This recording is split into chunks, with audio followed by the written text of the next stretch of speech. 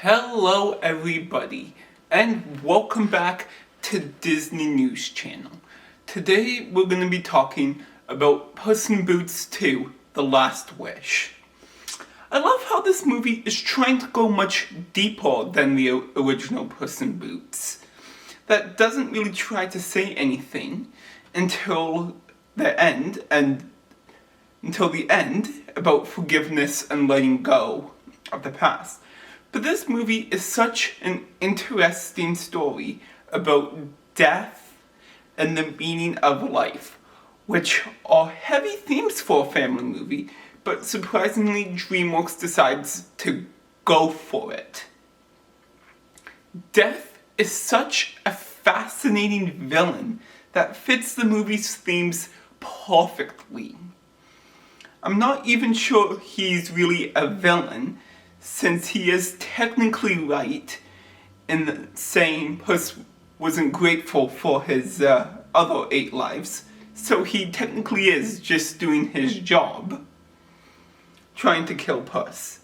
He is also such a threatening villain that plays with Puss's fear of death in such a natural way that I wish they had more scenes together.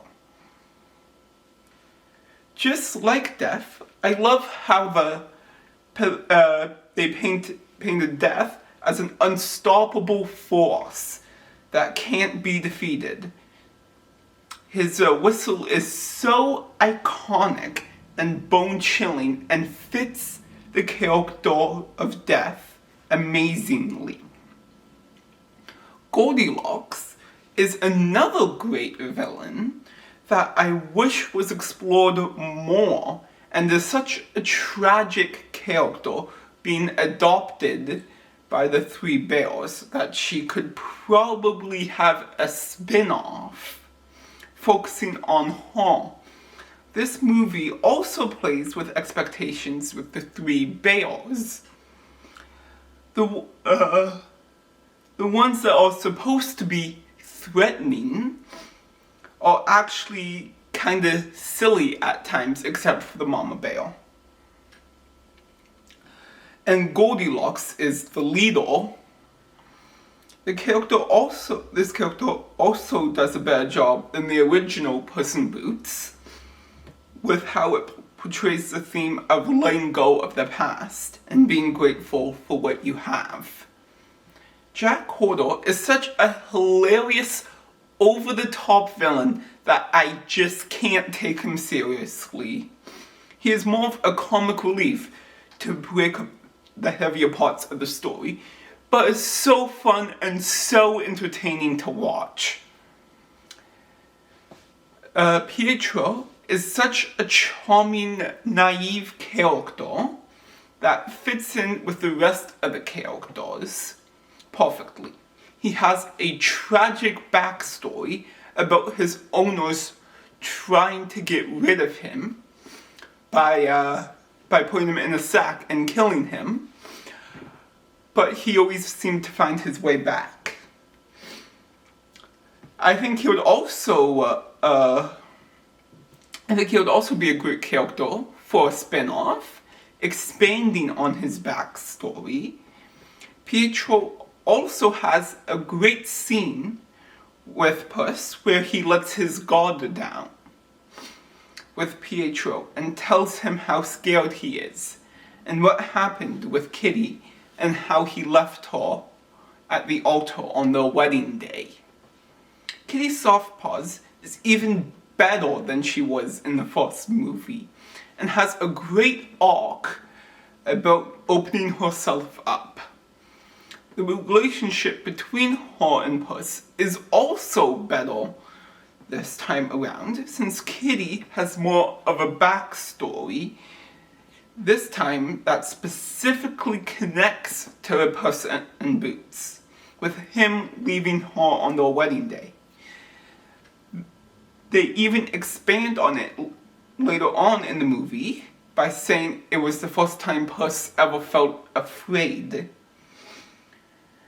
and that Kitty didn't even show up because Kitty knew that she would never be able to compete with his love for himself.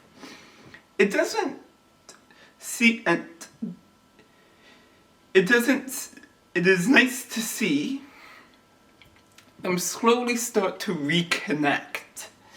And you can clearly see that Kitty doesn't see him as that selfish person who only loves himself anymore, making it an even bigger punch to the face when she finds Puss making the wish without her, making her feel betrayed. The animation looks great and does an amazing job with pulling you into the world. I love how the animation in the Dark Forest shows us who the characters are. Pietro is a chill and loving dog, so the animation in the forest is bright and cheery. Goldilocks is a character filled with regret and sadness, so her forest is very dark and drab, almost falling apart. There was also an amazingly beautiful scene at the end where they are watching the wishing star shoot across the sky. This scene is so amazing because of the subtle use of color with shadows and the vibe of this scene, of the three friends just hanging out together, enjoying a moment. In the end, this is one of my favorite DreamWorks movies of all time that I just cannot get out of my head and gets better every time I watch it. That's all for now, guys. Stay tuned for more videos coming soon. Please like and subscribe.